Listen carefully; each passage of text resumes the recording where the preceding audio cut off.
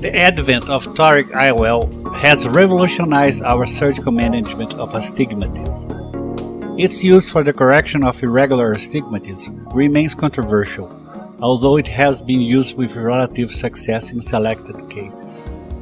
Patient satisfaction and visual outcome after cataract extraction are absolutely dependent on accurate IOL perioperative power calculations. This is even more critical when using toric IOLs for the correction of pre-existing astigmatism. In treating cases where there are concurrent corneal morbidities, standard PCI biometry to determine the case readings is usually not sufficiently accurate. In such situations, we must resort to corneal topography and tomography. In this video, we will present an unusual case of astigmatism overcorrection in a post-RK-AK patient after toric IOL implantation, which became an enigma to be cracked. The patient is a 69-year-old white female with a history of previous 6-cut RK and AK back in 1981, who underwent an eventful phaco and toric IOL implantation elsewhere in 2009. Past medical history was significant for hypertension and glucose intolerance. CDVA was 0.5 with the refraction on the screen. Slit lamp examination was significant for a ectopic IOL, 6-cut RK and AK on the 10-4 meridian. The posterior caps was centrally broken due to previous YAG laser. To our surprise, we were able to obtain all pertinent perioperative data. Placido disc-based topography showed here display a 3 cylindrical diopter with the rule astigmatism at the 81-degree meridian.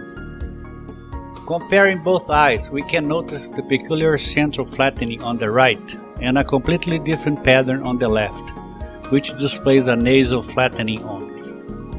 The IOL master calculations on the screen show similar K values and axes compared to the topography.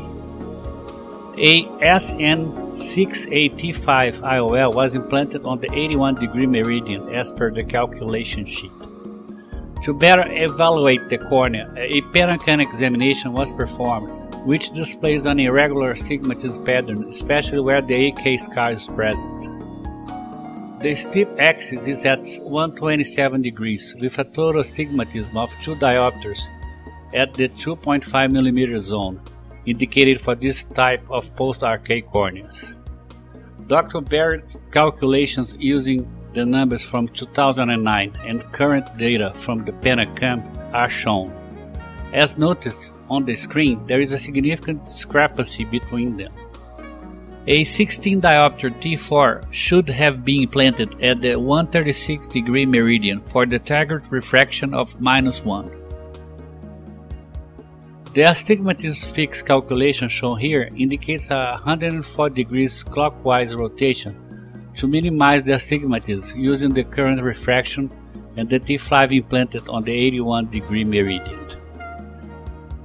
Using this axis assistant, we were able to determine the toric IOL locked at the 76 degrees meridian. The lack of publications on the use of toric IOL in post-RK eyes was the main reason for the making of this video. Surveys during the Society's meetings on cataract dilemmas when assessing astigmatism all showed that multiple tools are needed. These include a combination of IOL master readings, topography and manual case. It's not uncommon for the instruments to differ in eyes that have abnormal corneal topologies, as it's the case at hand. Therefore, it's imperative to use data from instruments that give you anterior and posterior corneal surface measurements. For the assessment of post-RK corneas, we usually use the parameters shown on the screen.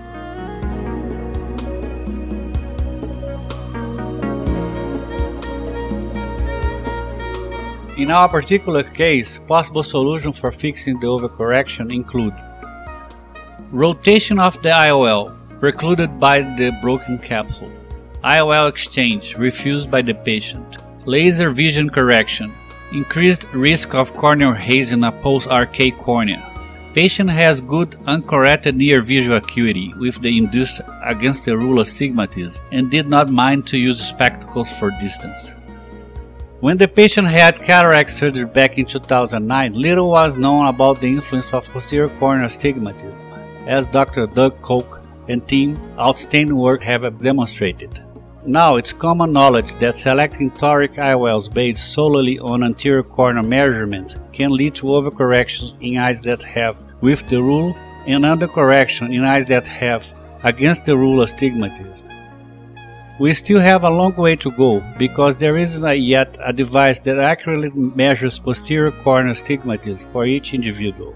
For consistent target hitting and not having to correct toric enigmas in eyes having astigmatism correction, especially in post-refractive corneas, one should thoroughly evaluate them using physical measurements of the anterior and posterior surfaces.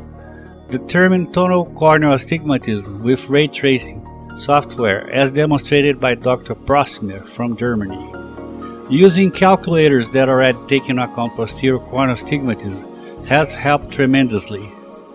We must not forget that intraoperative aberrometry still are in its early trials, and post-refractive corneas constitute a challenge. Long-term studies are needed to better advocate toric IOL implantation in post-RK and irregular corneas, and then successfully hit your target.